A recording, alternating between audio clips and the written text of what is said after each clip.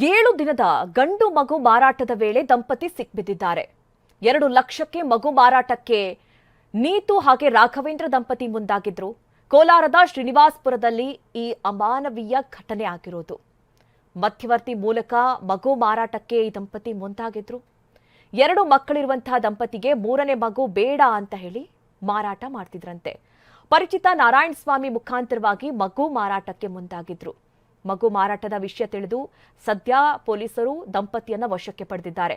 ಹಾಗೆ ಮಧ್ಯವರ್ತಿ ನಾರಾಯಣ ಸ್ವಾಮಿಯನ್ನ ಕೂಡ ಪೊಲೀಸರು ವಶಕ್ಕೆ ಪಡೆದಿದ್ದಾರೆ. ವಿಚಾರಣೆಯನ್ನ ನಡೆಸ್ತಾ ಇದ್ದಾರೆ.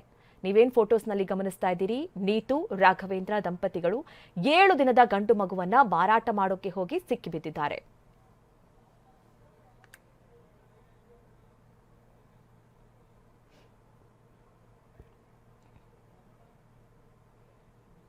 ಏಳು ದಿನದ ಗಂಡು ಮಗು ಮಾರಾಟದ ವೇಳೆ ದಂಪತಿ ಸಿಕ್ಬಿದ್ದಿದ್ದಾರೆ.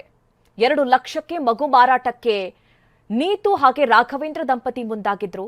ಕೋಲಾರದ ಶ್ರೀನಿವಾಸಪುರದಲ್ಲಿ ಈ ಅಮಾನವೀಯ ಘಟನೆ ಆಗಿರೋದು.